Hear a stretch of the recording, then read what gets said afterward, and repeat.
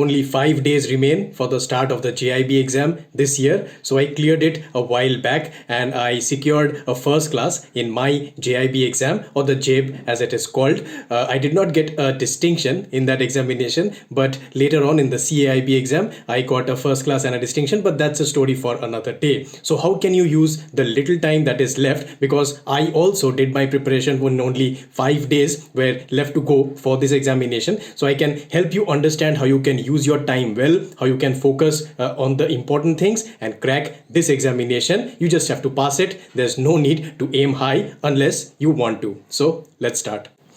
Hi, this is Shupriyo. So the JAIIB exam, the Junior Associate of the Indian Institute of Bankers. So what does it take to actually crack this examination? It's not a very difficult examination, but it's a very important exam because each and every banker needs to clear this examination. So this is essentially an examination for all bankers. So every clerical staff and every officer, they need to clear this examination. Now, why should you crack the JIB exam? So if you crack this examination, then for each clerical staff and all the officer staff, you are going to get one increment. So if you are just cracking this examination, you will get one increment in your salary slip. And even though that amount might not be so much initially, but over time it accumulates to quite a lot. And that's why you should go ahead and crack this examination as soon as you join a bank. And it's also very important for each and every person to develop in their career, because you are going to learn a lot of things by cracking this examination. So you should definitely go ahead and crack it as soon as you can.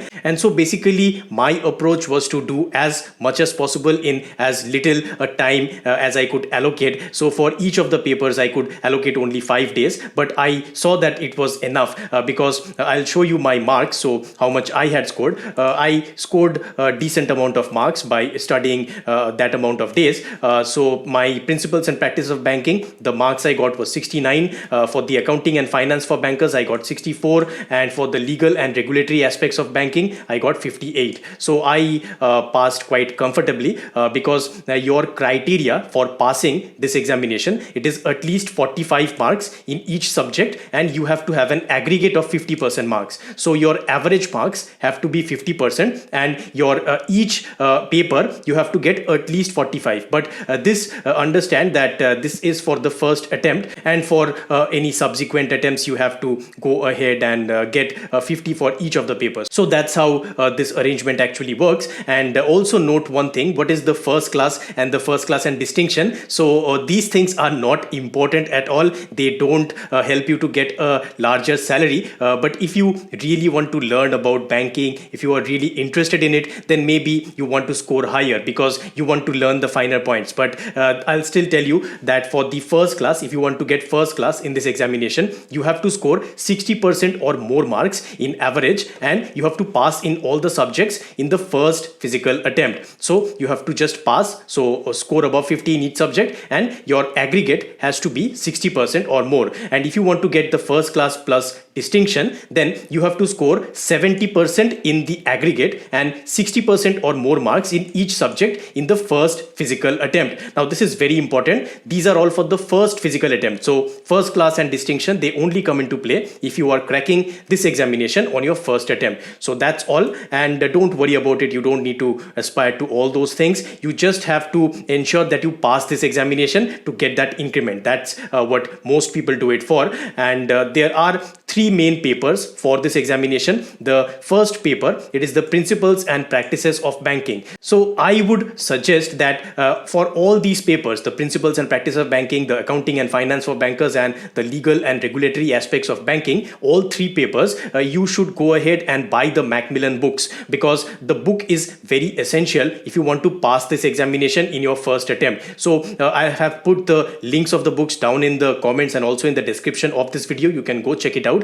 And if you have that book, it actually serves as your base. So it is the base on which you can build your concept. So it's very important that you study from the book. Understand this thing. There are a lot of PDFs that are available online, and if you want some PDFs from my end, I can go ahead and provide it. I have something I think in my old hard drives I have to search, and if you want, let me know in the comments down below. I'll definitely go ahead and provide you those PDFs on my Telegram channel. And the thing is that all these things that are actually drawn up, the PDFs, they are drawn from the books. So the books are your most important primary source. So don't neglect the books. I'm not telling you that you have to study each and every line. No, that's not my intention. I just want you to study from the book so that you have a good idea about this examination and you can tackle all the difficult questions, because in the recent years some questions are becoming a little bit more difficult. So for the first paper, the principles and practices of banking, what are the things that you have to cover from your book? So this is all that I have noted down from the book itself. So if you don't have the book, you will not understand this. So I have just written down the modules. So go ahead and grab that book, and only then this will make sense to you. So the first thing is the PPB paper. So here the module A that you have. So what do you need to study from module A? You have to study the risk management and the Basel norms. Now I have also actually covered these topics in my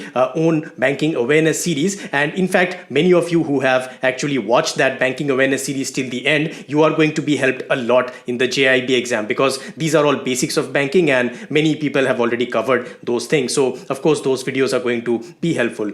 And the alliances or the mergers, that's also something that's important. Then the recent developments in the banking system in India. So that's the 4 important things that you need to cover from the module A. And module A is not that much important, but still you need to read all of these things. And the questions can be framed on the ADR, the GDR, the IRDA and the SEBI. So these 4 things are very important for you to cover from this module. And you can of course go a bit easy on module A, as I told you, but your concepts have to be clear. So if you have the concepts clear, only then the other modules are going to make sense to you. So that's why you have to just study the concepts a little bit. And module B, of course, it is the most important module for your JAIIB exam, for the principles and practices of banking. And of course the C and D modules, they also have a good amount of weightage. So the B, C and D, these 3 are going to be very important. And also module E, we are coming to it.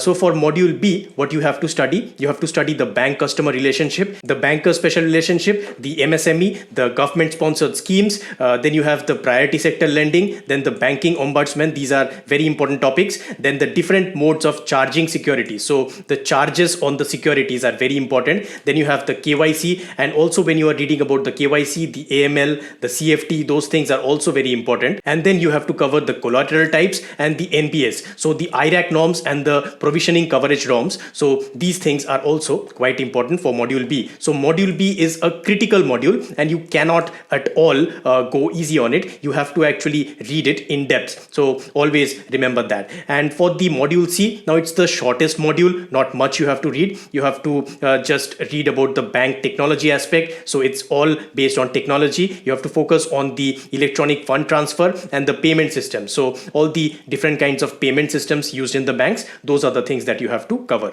And the module D, of course, it is the easiest module. So you just have to read all the chapters. Just go ahead and read, and there's not much that you have to understand. You have to just memorize all the things. So there will be about the marketing, about social media, about pricing of the bank's products, direct selling and direct marketing. Yes, this is something that's very important in module D. So that's what you have to cover. And also in the new module, so module E, it is the ethics in banking module. And there have been some good amount of questions in the recent papers on module E. So there's a high weightage to this module and you have to go ahead and cover each and every part of module E. So don't neglect it. So module B and module E are the most important things. And of course, then you have C and D, and the least important is module A. So just understand these things, keep it in your mind when you are studying for this section, for this exam, and I'm sure that you're going to crack it pretty easily. Then moving on to the next paper, you have the accounting and finance for bankers, the AFB paper.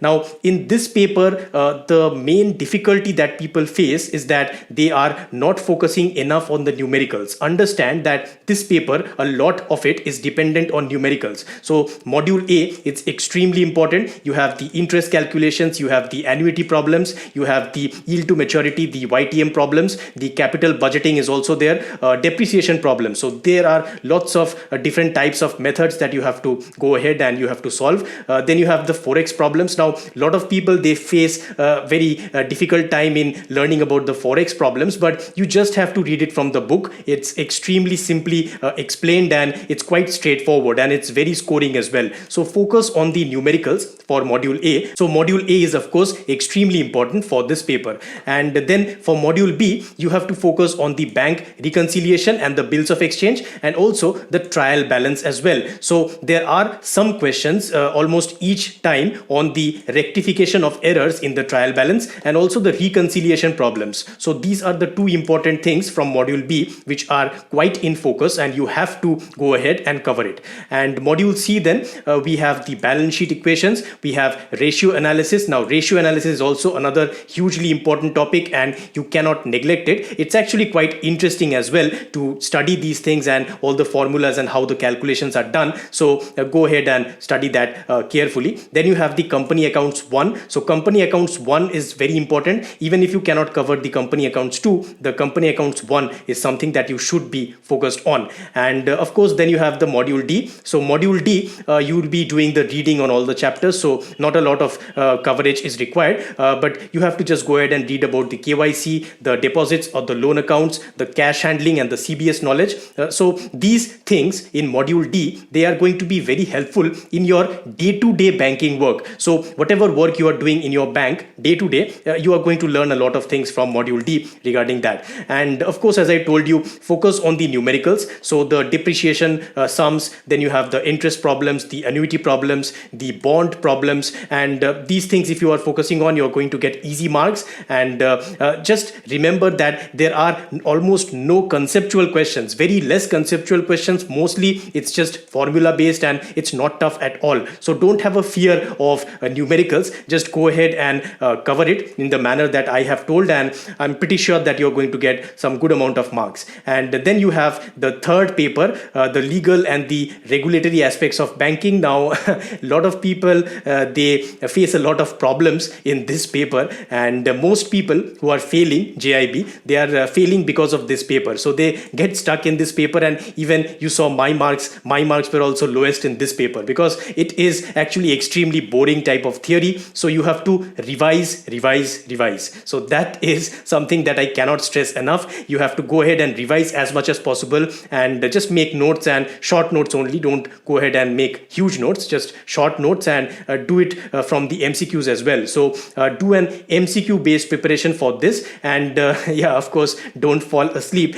You have to go ahead and crack this exam, otherwise the JIB won't be cleared. And this is actually something that you have to focus on. You have to do MCQs a lot for this section. So there are lots of various sources that you can find MCQs from, and you can solve from there. So what modules are important? So module B is extremely important for LRAB. You have to study about the types of borrowers, the credit facility types, the bank guarantee, and the letter of credit. So these two things are extremely important. Each and every single type of letter of credit, type of bank guarantee, you have to actually go ahead and just study and keep your concepts very clear in these two things. Then you have the various types of securities. You have laws related to the securities or modes of charging. And then module C, of course, there's the Sarfacy Act in this module, and we have already talked about it in my banking awareness series. Then you have the banking ombudsman. Then you have the debt recovery tribunal, the RDDBFI Act of 1993. Then you have the Consumer Protection Act 1986. This is actually very important for the LRAB paper. Lots of questions have come over multiple examinations on this aspect. And you have the SARFAESI, and you have the Limitation Act as well. So the limitation norms.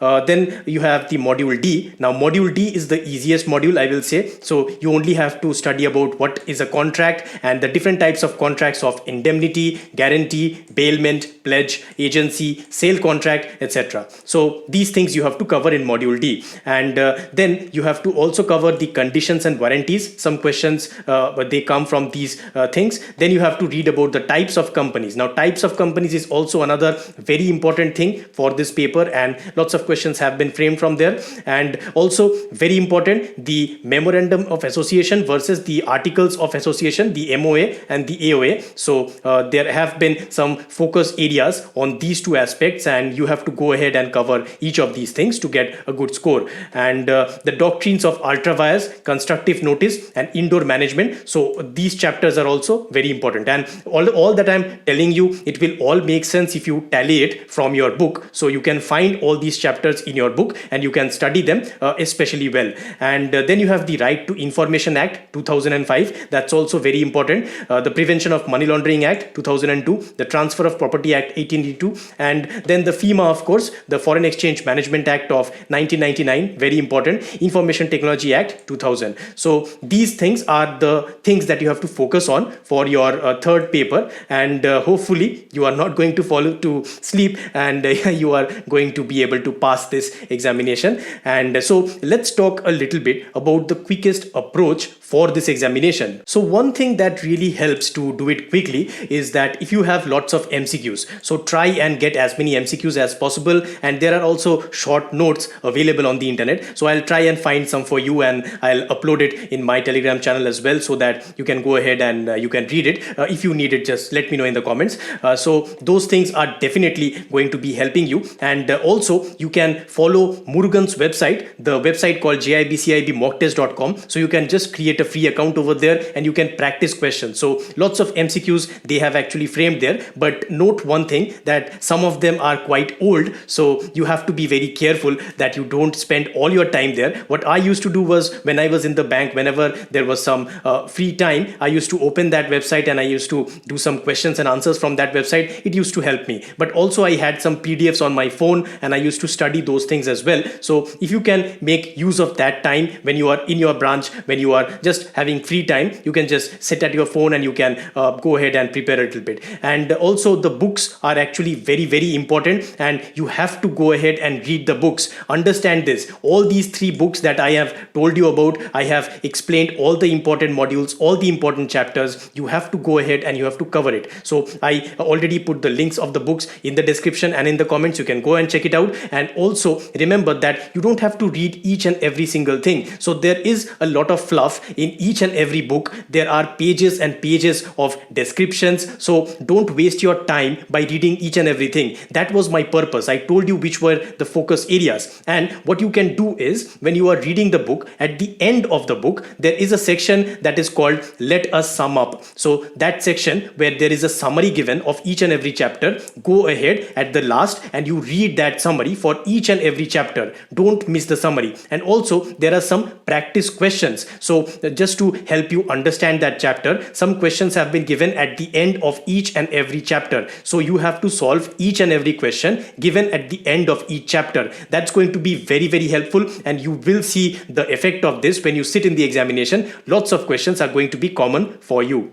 Now for revision of all the concepts, you can go ahead and study all those notes that you had already gotten, and you don't have to personally make some notes, but if you make some notes, like in LRAB paper you might have to make some notes, so you can do it in a digital format. So you can use something like Evernote or OneNote and you can just note down few things and that will be enough. Don't spend a lot of your time in making notes. Solve more and more MCQs. That's going to be a better utilization of your time. And of course there's also Facebook and YouTube that you can use. So there's a good group that you can go ahead and join. So it's the Murugan's group, that is the JIBCIB study materials. So go ahead and join this group on Facebook. They are sharing some very good questions that you can go ahead and solve, and I'm very sure that if you are solving all of those things, then it's going to help you in the final examination. You are also going to get lots of information and resources on this group itself. A lot of question and answers are always being discussed in this group, so make it a point to check this group.